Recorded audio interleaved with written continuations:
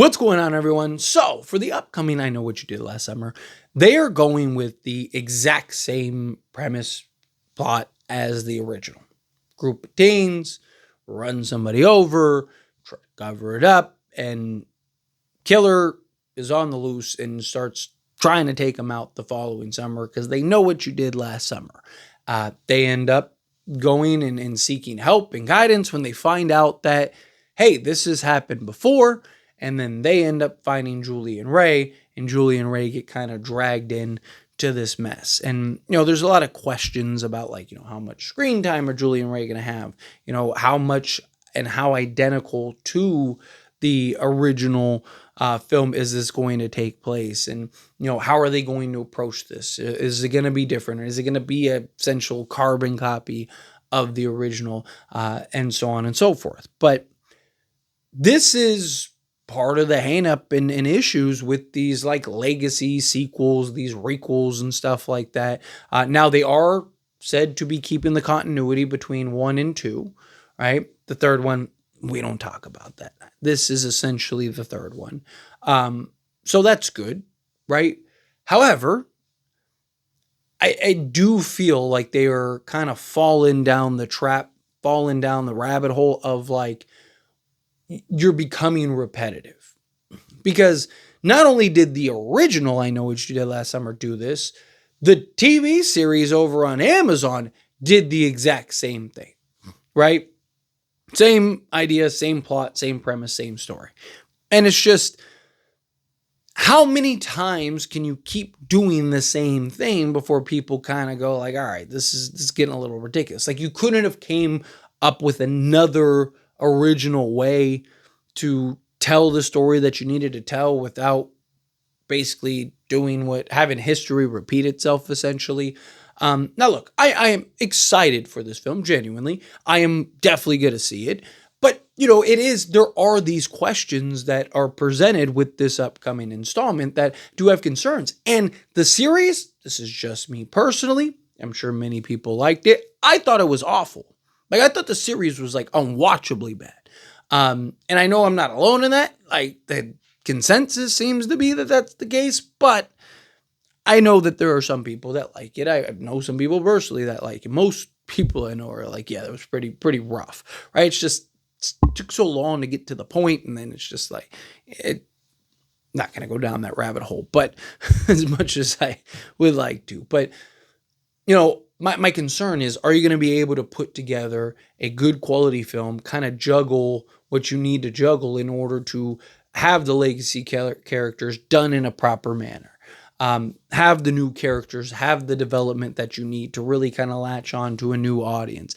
And I get you're trying to introduce this franchise to a new audience. It's why they do these requels and sequels and all that stuff. But, you also want some creativity. And I feel like that's really been lost, particularly in the horror space.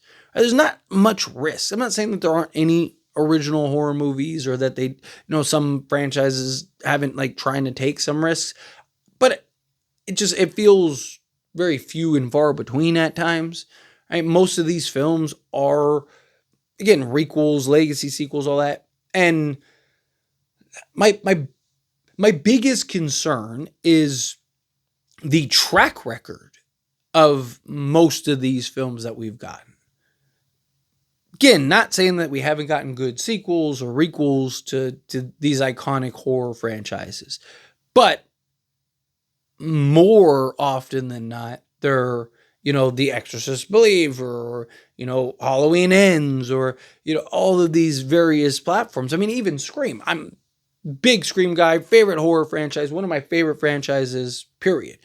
And I think Scream 5 and 6 have been lackluster. I think it has its good spots. I think it has its bad spots. I don't think that they're bad movies, but like, I don't think that they're great either. I think that they're just kind of like, okay, there's a lot of flaws in that.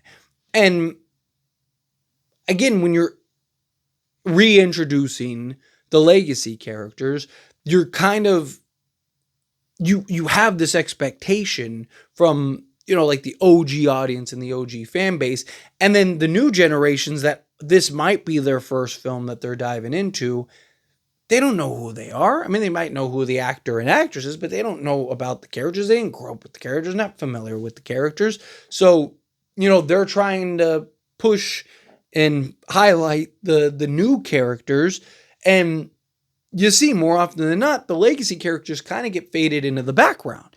And more often than not, they kind of become irrelevant in a lot of ways, right? Now, a lot of talks about like, hey, they're going to get, some quality screen time. However, screen time and purpose are not the same thing. We'll use Scream as an example, right? The Scream 5. Dewey Riley, David Arquette, was in that film.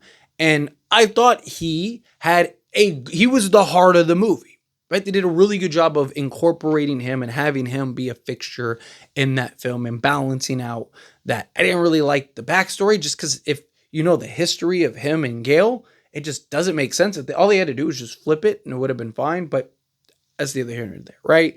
But Sydney had zero purpose in the movie other than to be there, right? Like the only thing she did was, leave a tracker and shoot through a door and say I'm bored, right? Like everything else, I mean, even that stuff anybody could have done.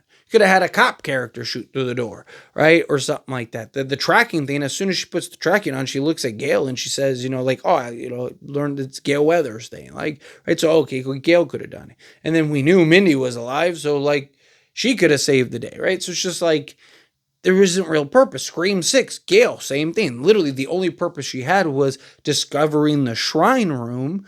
But then who ultimately becomes the killer says that they were going to reveal it, right? Dick Bailey's like, hey, I was gonna reveal it, but she beat me to it. So, but it didn't like spoil the plot, didn't like ruin Ghostface's plan.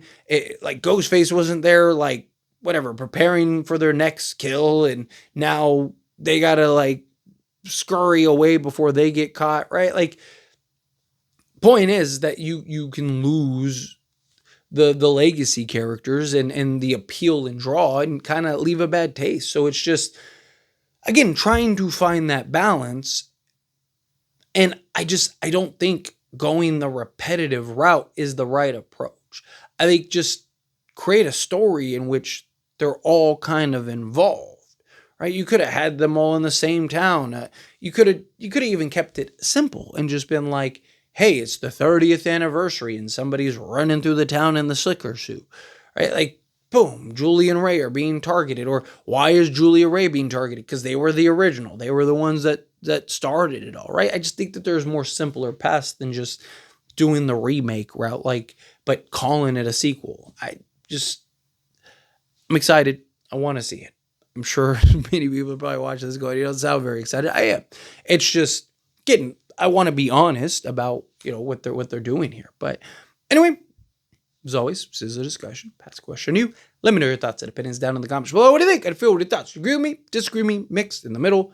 How you feel, whatever your thoughts are. Either way, I'd love to hear it. So let me know down in the comments. That being said, if you haven't liked this video, hit that like button. Helps me out. So we enjoy these types of videos, and I truly appreciate it. Not subscribe channel, hit that subscribe button. Turn on the bell notifications. Appreciate y'all. See you in the next one.